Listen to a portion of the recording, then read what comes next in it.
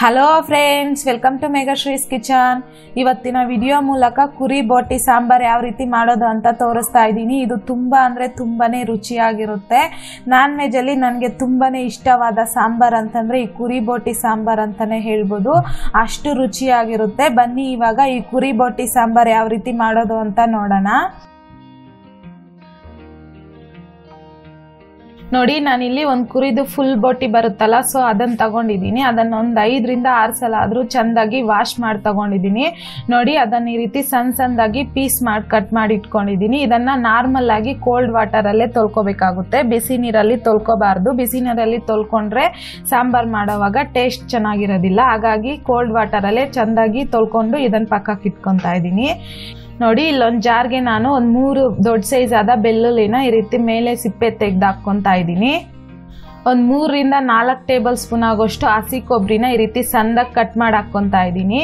ಒಂದು 3 ಇಂಚ್ ಆಗೋಷ್ಟು ಚಕ್ಕೆನ ಹಾಕ್ಕೊತಾ ಇದ್ದೀನಿ. ಒಂದು 3 ಇಂಚ್ ಆಗೋಷ್ಟು ಶುಂಠಿನ ಈ ರೀತಿ ಸಣ್ಣದಾಗಿ ಕಟ್ ಮಾಡಿ ಹಾಕ್ಕೊತಾ ಇದ್ದೀನಿ. 1 ಟೀ ಸ್ಪೂನ್ ಆಗೋಷ್ಟು ಗಸಗಸೆ ಹಾಕ್ಕೊತಾ ಇದ್ದೀನಿ. ಒಂದು 6 ರಿಂದ 7 ಲವಂಗ ಹಾಕ್ಕೊತಾ ಇದ್ದೀನಿ. ಒಂದೇ ಒಂದು ಸ್ಟಾರ್ ಹೂವು ಹಾಕ್ಕೊತಾ ಇದ್ದೀನಿ. ಅರ್ಧ ಟೀ ಸ್ಪೂನ್ ಆಗೋಷ್ಟು ಕರಿಮೆಣಸು, 1-2 ಮೀಡಿಯಂ ಸೈಜ್ ಆದ ಟೊಮೊಟೊನ ಈ ರೀತಿ ಸಣ್ಣದಾಗಿ ಕಟ್ ಮಾಡಿ ಹಾಕ್ಕೊತಾ ಇದ್ದೀನಿ. ಸ್ವಲ್ಪ ಆಗೋಷ್ಟು ಪುದೀನ ಹಾಕ್ಕೊತಾ ಇದ್ದೀನಿ. ಸ್ವಲ್ಪ ಕೊತ್ತಂಬರಿ ಹಾಕ್ಕೊತಾ ಇದ್ದೀನಿ. ಇವಾಗ ಇದಕ್ಕೆ ಒಂದು ಚಿಕ್ಕ ಗ್ಲಾಸಾಗ ಅರ್ಧ ಗ್ಲಾಸ್ ಆಗೋಷ್ಟು ನೀರು ಹಾಕ್ಕೊಂಡು ಇವಾಗ ಇದನ್ನು ಫೈನ್ ಪೇಸ್ಟ್ ಆಗಿ ಮಾಡ್ಕೋಬೇಕು.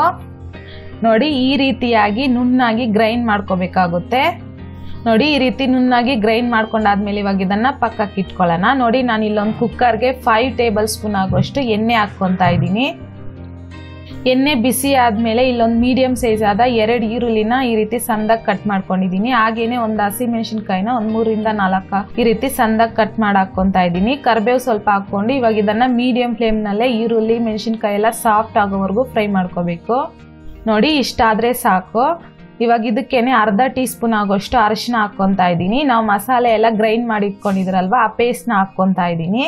ಇವಾಗ ಇದನ್ನು ಮೀಡಿಯಂ ಫ್ಲೇಮ್ನಲ್ಲೇ ಒಂದು 2 ರಿಂದ 3 ನಿಮಿಷ ಚೆಂದಾಗಿ ಫ್ರೈ ಮಾಡ್ಕೋಬೇಕು. ಹಸಿ ಸ್ಮೆಲ್ ಎಲ್ಲ ಹೋಗಬೇಕು, ಹಾಗಾಗಿ ಚೆಂದಾಗಿ ಫ್ರೈ ಮಾಡ್ಕೋಬೇಕಾಗುತ್ತೆ.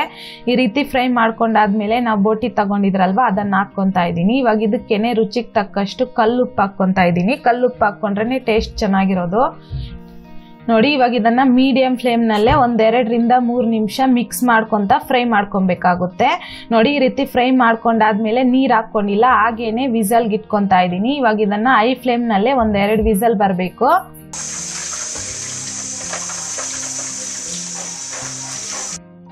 ನೋಡಿ, ಇವಾಗ 2 ವಿಸಲ್ ಬಂದಾಗಿದೆ. ಇವಾಗ ಇದನ್ನು ಫುಲ್ಲು ತಣ್ಣಗಾಗಕ್ಕೆ ಬಿಡಬೇಕು. ತಣ್ಣಗಾದ್ಮೇಲೆ ಓಪನ್ ಮಾಡ್ಕೊಳ್ಳೋಣ. ನೋಡಿ, ಇವಾಗ ಫುಲ್ಲು ತಣ್ಣಗಾದ್ಮೇಲೆ ಓಪನ್ ಮಾಡ್ತಾ ಇದ್ದೀನಿ. ನೋಡ್ತಿದ್ದೀರಲ್ಲ, ಇವಾಗ ಒಂದು 70 to 80% ಆಗೋಷ್ಟು ಕುಕ್ ಆಗಿದೆ. ಇವಾಗ ಹಾಗೇನೆ ನಾನು ಫ್ಲೇಮ್ನ ಆನ್ ಮಾಡ್ಕೊತಾ ಇದ್ದೀನಿ. ನೋಡಿ, ಇವಾಗ ಇದನ್ನೆಲ್ಲ ಒಂದ್ಸಲ ಮಿಕ್ಸ್ ಮಾಡ್ಕೊಳ್ಳೋಣ. ನೋಡ್ತಿದ್ದೀರಲ್ಲ, ನಾನು ವಿಸಲ್ಗೆ ಇಡಬೇಕಾದ್ರೆ ಒಂಚೂರು ನೀರು ಹಾಕಿದ್ದಿಲ್ಲ. ನೋಡಿ, ಅದರಲ್ಲೇನೆ ಎಷ್ಟೊಂದು ನೀರು ಬಿಟ್ಕೊಂಡಿದೆ ಅಂತಂದ್ಬಿಟ್ಟು. ಸೊ ನಾವು ವಿಸಲ್ಗೆ ಇಡಬೇಕಾದ್ರೆ ಒಂಚೂರು ನೀರು ಹಾಕ್ಕೋಬಾರ್ದು. ಇವಾಗ ಇದಕ್ಕೆ ನಾನು ಹೋಮ್ ಮೇಡ್ ಮಟನ್ ಮಸಾಲ ಹಾಕ್ಕೊತಾ ಇದ್ದೀನಿ. ಅದನ್ನೊಂದು 6 ರಿಂದ 7 ಟೇಬಲ್ ಸ್ಪೂನ್ ಆಗೋಷ್ಟು ಹಾಕ್ಕೊತಾ ಇದ್ದೀನಿ. ತುಂಬಾ ಟೇಸ್ಟ್ ಚೆನ್ನಾಗಿರುತ್ತೆ. ಮುಂದಿನ ವಿಡಿಯೋಗಳಲ್ಲಿ ಈ ಮಟನ್ ಮಸಾಲ ಯಾವ ರೀತಿ ಮಾಡೋದು ಅಂತ ತೋರಿಸ್ಕೊಡ್ತೀನಿ. ಇದಕ್ಕೇನೆ ನಾನು 1 ಟೇಬಲ್ ಸ್ಪೂನ್ ಆಗೋಷ್ಟು ಖಾರದ ಪುಡಿ ಹಾಕ್ಕೊತಾ ಇದ್ದೀನಿ.